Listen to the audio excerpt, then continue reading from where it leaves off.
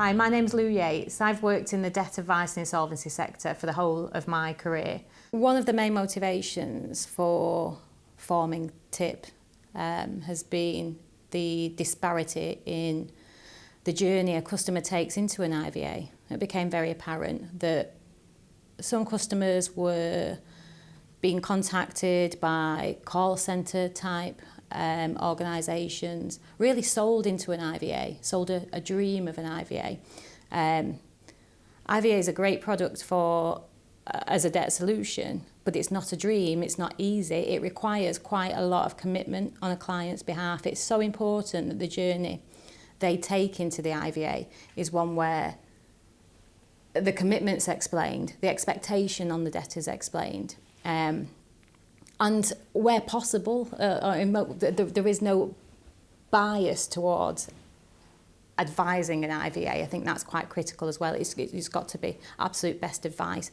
I've been working with people who provide IVAs since they were introduced in 1986. And right back then, they were used very infrequently, but they were provided by a group of trusted professionals. They're now a much more common solution. In fact, they are Britain's most common formal personal insolvency solution. David Hawkes of Advice UK and I have talked for many years about the need for the commercial and free sectors to work together. Because if we don't, we can't meet the need of the 8 million people out there who require debt advice. So when Lou Yates came to me and talked to me about TIP, I really wanted to be involved. Because TIP changes things. By bringing transparency and trust back to IVAs, by involving a panel of professionals who are absolutely committed to being open about what they achieve for people and absolutely committed to improving what they do, we can make the IVA the mainstream debt solution it needs to be. Obviously, as somebody who comes from the advice sector, I'm particularly interested in the benefits that TIP will bring to money advisors. And I think the current situation is less than satisfactory. Advisors are essentially working in the dark because they're required to act in the best interest of clients, but they don't have any information and they don't have the capacity or the resource to undertake a proper due diligence into the insolvency practitioner to whom they're referring clients for an IVA. One of the great things about TIP is that it actually does that. It has a robust due diligence process, so it means that when advisors are referring clients, they can rest assured about the quality of the service that will be provided.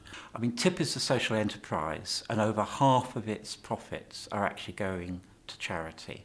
And one of the wonderful things, therefore, is the fact that the charitable trust is going to be providing funding for debt advice at a time when funding is a real issue for many debt advice charities.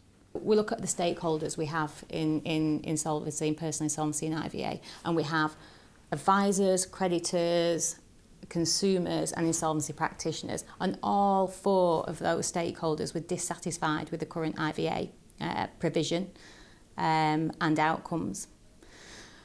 TIP came about from having conversations with all those stakeholders and realising that their problems were, for the most part, the same problem, which was that the consumer, the debtor in an IVA, was not getting to the end of that IVA. So as part of that, the debtor's unhappy and the advisors are obviously unhappy that the debtor hasn't realised to be debt-free. The creditors are getting lower returns and IP's cases are failing. So we realised everybody was kind of on the same page in what was going wrong. That gave us the opportunity to bring the stakeholders together, quite literally, sit them round a table with the problems and seek to find a solution and evolve that solution. And that's where TIP came from. It's been a collaborative effort across the sector with all stakeholders giving a little and realising that if something was going to be a success in terms of change and innovation, everybody had to be involved, and everybody had to understand the needs of other stakeholders, appreciate that and give a little. Nobody could get greedy.